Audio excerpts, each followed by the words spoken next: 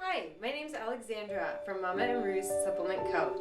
And today I'm going to show you how to back carry in a soft structured carrier, or SSC, using a Lenny Lamb LennyGo Toddler size.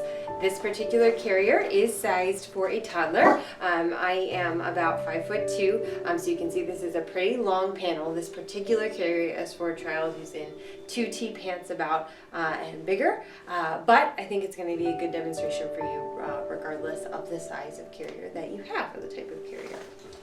So we'll go ahead and get started by taking a look at the safety aspects with this. And I also want to talk about when your baby can be back carried in a soft structured carrier. So a baby can be in a soft structured carrier on your back when they first make sure that they properly fit in the carrier. Second, you want to make sure that they are an appropriate age. So a child who is sitting unassisted around 4 to 6 months old, and you don't have to worry about monitoring their breathing as closely as a newborn, that would be an okay age to start wearing on the back if you feel comfortable doing so.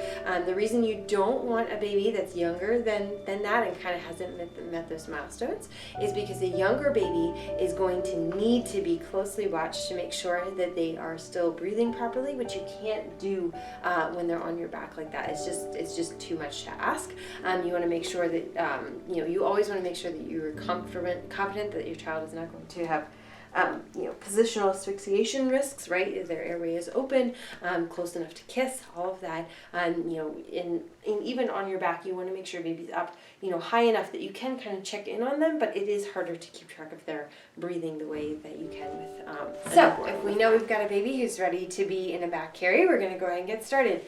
Taking a look at the waistband, you always want to make sure that you're using the safety mechanisms built in with your carrier. So this carrier has one of these loops that we need to put the buckle in before we snap it in. And the reason for that is if this were to come undone, you want this to be able to catch. So I'm going to go ahead and put my baby on my hip. When we hip carry, we put babies not quite straight on, so I've got baby sitting up here. I'm going to check on their panel, making sure that they're in it well. You can adjust that a bit when they're on your back, but it's nice to kind of get them set up while they're still on your hip. So kind of getting your baby in, you want to make sure the baby's sitting in the pocket, not on the waistband, right? So in the pocket. Now this baby is too small, like I said. You want to make sure that the panel is not forcing them to stick their legs straight out, but is supporting them either knee to knee or just kind of supporting the thigh, but definitely make sure their legs are not sticking straight out. If they are definitely too small. In the panel height, of course, you want it to be a safe height, that it's not, that it's not squishing them, and kind of over enveloping them. So we've got baby in this position. Now what we're going to do, you'll see I have my straps already preset in the backpack position. I don't have anything clipped across the chest or back that clip, because that would interfere with my being able to put it on.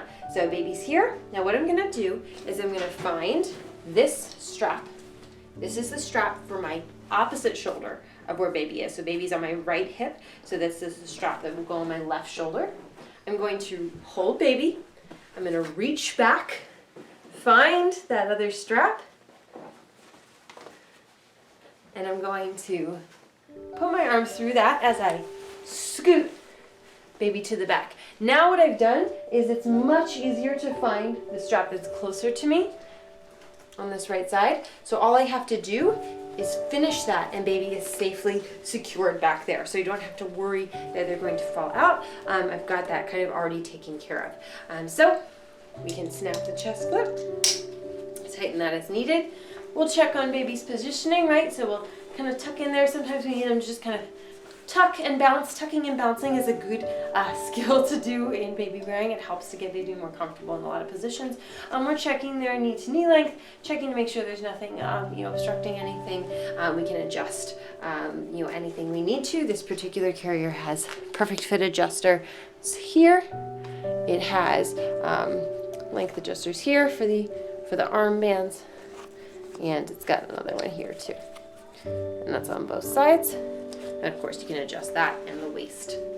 And that's how you do that. That's how you hip scoot to a back carry in a soft structured carrier. Now, how to get baby out? You'd simply undo the chest clip. Okay. And then however you're comfortable, you can scoot them back around. So you can undo that.